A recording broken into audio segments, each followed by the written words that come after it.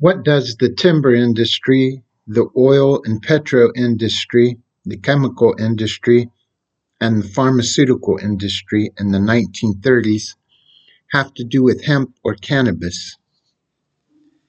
The Marijuana Tax Act of 1937 was the work of Harry J. Anslinger with his accomplices Andrew Mellon, William Randolph Hearst, and the DuPonts. Now, they were behind a movie that you may have seen or heard of called Reefer Madness. Let's take a look at a movie trailer about this. These high school boys and girls are having a hop at the local soda fountain. Innocently they dance, innocent of a new and deadly menace lurking behind closed doors. Marijuana, the burning weed with its roots in hell. In this film, you will see the ease with which this vicious plant can be grown in your neighbor's yard, rolled into harmless-looking cigarettes, hidden in an innocent shoe or watch case.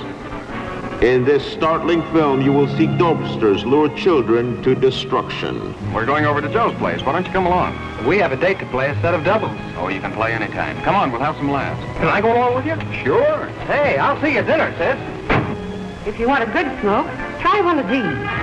You will meet Bill, who once took pride in his strong will as he takes the first step toward enslavement. Of course, if you're afraid. Smoking the soul-destroying reefer, they find a moment's pleasure, but at a terrible price. Debauchery, violence, murder, suicide.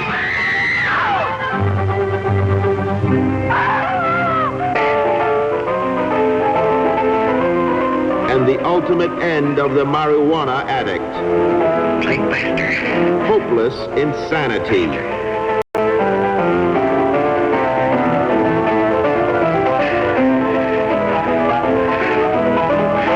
See this important film now, before it is too late.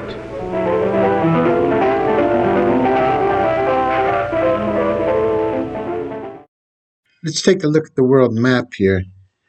In Taiwan, at Yuanshan, 12,000 years old Neolithic site, a clay pot with hempen cord marks covering the surface and a stone beater used to pound hemp were found.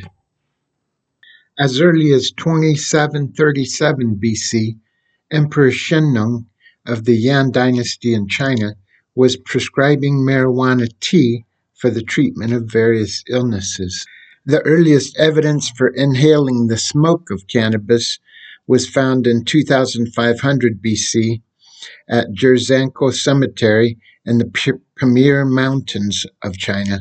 A wooden container was found with cannabis residue. Cannabis spread throughout the world. There are several references in the Bible to cannaboisin, which is Hebrew for cannabis. And Herodotus in Greece mentions hemp. It kicks its way to Spain through the Moor invasion, and we find it in Al-Andalus in 711 AD. In 1545 AD, the Spaniards bring cannabis to Chile.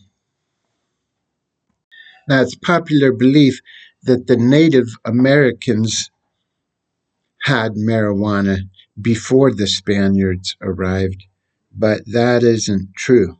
What they had was Poccanum cannabinum, which it sounds like cannabis, but it really isn't.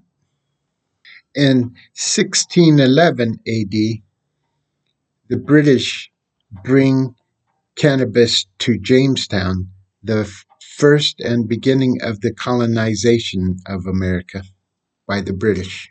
I'm sure by now you've heard that George Washington grew hemp. It's true. Farmers grew hemp in the USA into the 20th century, but industrialization gave way to very rich and powerful people. People such as Andrew Mellon, William Randolph Hearst, the DuPont family, and others. Hemp was in competition with the plastics, oil, forestry, and pharmaceutical industries, so it had to go. It's sad and downright horrific and mortifying that a few very greedy men can cause such misery and suffering in the world. I hope that with the internet and modern ways of communication, we can end the yoke of tyranny that humankind has endured for so long. So, what do you think? Please comment and let me know. And don't forget to like and subscribe.